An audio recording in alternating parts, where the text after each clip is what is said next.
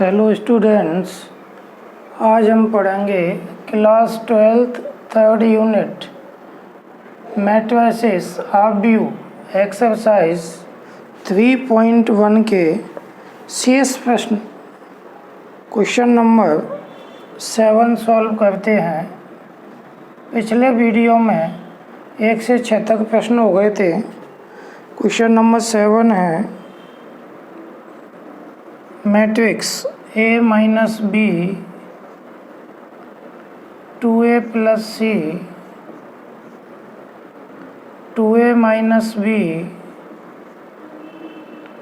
3C plus D equal -1 5 0 13। ABCD के मान ज्ञात करना है।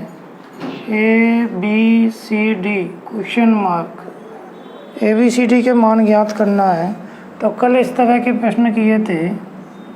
2 आव्यूह हैं, समान कोटि के हैं, 2 रो हैं, 2 कॉलम हैं। तो आव्यूह की समानता से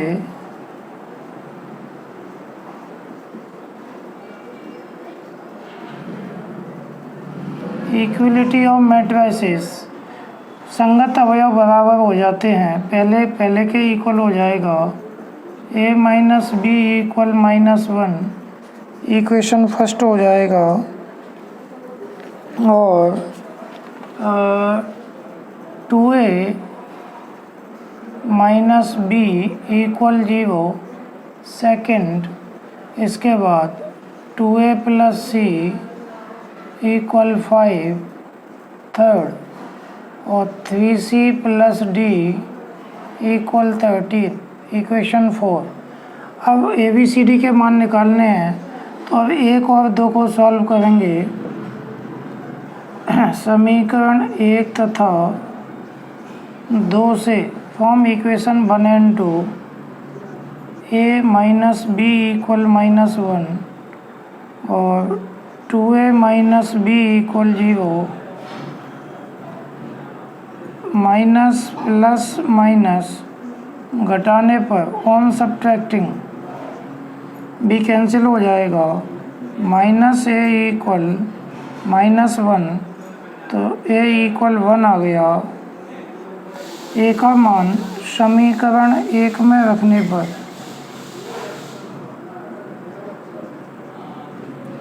on putting the value of A in equation 1, तो A के स्थान पे 1 रखोगे तो 1 माइनस बी इक्वल -1, तो minus B equal -1 minus B equal -2, तो b इक्वल 2 आ जाएगा। A और b के मान आ गए। अब 3 और 4 को सॉल्व करेंगे। समीकरण या A का मान 3 में रखने पर समीकरण 3 में A इक्वल 1 रखने पर on putting A equal 1 in equation 3, तो 2A के स्थान पे 1 आएगा plus C equal 5, 2 plus C equal 5, C equal 5 minus 2, तो C इक्वल 3। और C का मान समीकरण 4 में रखने पर on putting the value of C in equation 4, तो 4 में C का मान रखोगे तो 3C की वैल्यू 3 है प्लस D इक्वल 13, तो 9 प्लस D इक्वल 13, तो D इक्वल 13 माइनस 9, तो D इक्वल 4। इस प्रकार ABCD के मान आ गए। देयरफॉर अतः A equal 1, B equal 2, C equal 3, D equal 4। Answer check कर सकते हो। A का 1 है और B का 2 है, तो 1 माइनस 2 -1 आ जाएगा। और A का 1 है तो 1 रखोगे तो 2, C का 3 है तो 3 और 2 5 आ जाएगा। C का 3 9 और D का 4, 9 और 4 13, तो मान रख के चेक भी कर सकते हो। इस तरह से क्वेश्चन नंबर 7 सॉल्व हो गया।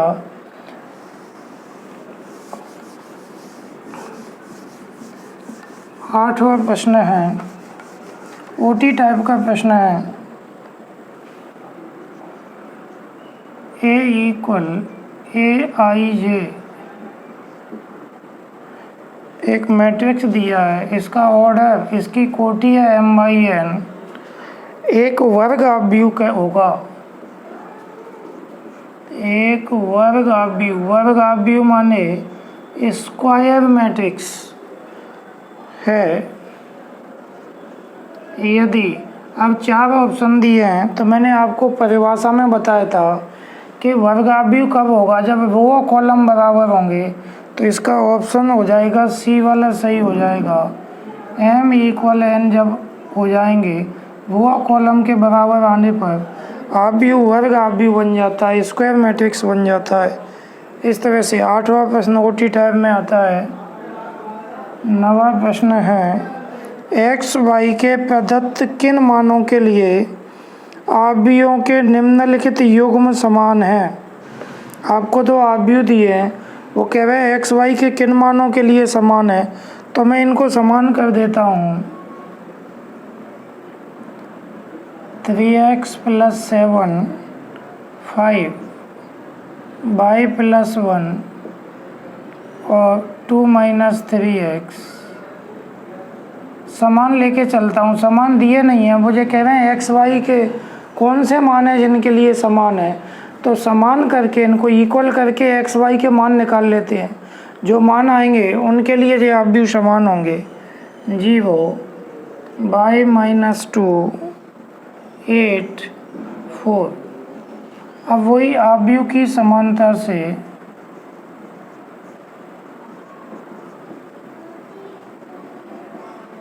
इक्वलिटी ऑफ मैट्रिसेस पहले को पहले के इक्वल करेंगे, करस्पॉन्डिंग एलिमेंट इक्वल हो जाएंगे। इक्वल 0 3x = -7 x = -7/3 तो x का -7/3 आ गया। पुनः दूसरे को दूसरे के इक्वल करेंगे तो y = 5 y - 2 तो 5 + 2 = y तो 7 = y तो y = 7। अब आप ऑप्शन मिलाओ।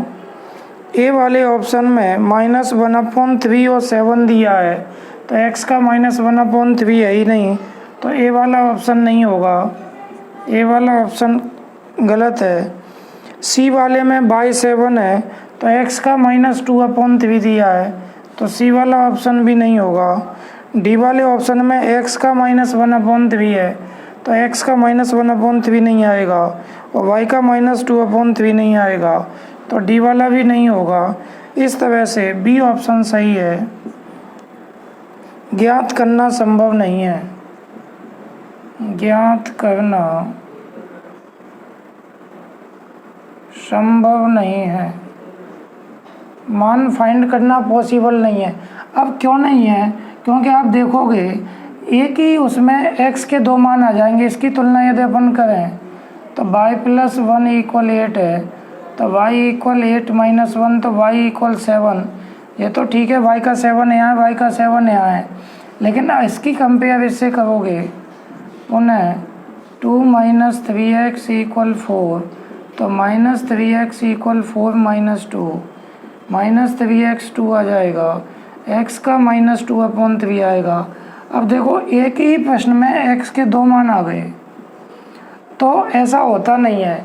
एक ही प्रश्न में x की अलग अलग वैल्यू नहीं आ सकती, तो इसलिए मान ज्ञात करना संभव नहीं है। भाई x का कौन सा मान लेंगे, 2 मान आ गए हैं, तो प्रश्न ही गलत है, क्योंकि x और y के मान इस प्रश्न से ज्ञात ही नहीं होंगे। इसके बाद 10वां प्रश्न ओटी टाइप का है। इस वर्ष 1 अंक का आया भी था पेपर में 2020 इसी सत्र के पेपर में 10वां प्रश्न आया था। 3/3 कोटि के ऐसे आव्यूहों की कुल कितनी संख्या होगी। 3/3 ऑर्डर के कितने मैट्रिक्स होंगे जिनकी प्रत्येक प्रविष्टि 0 या 1 है। एंट्री 0 या 1 है। एक मैट्रिक्स है ए इक्वल AIJ और 3x3 कोटि का है, तो 3x3 कोटि का मतलब 9 एलिमेंट होंगे, 3 रो 3 कॉलम।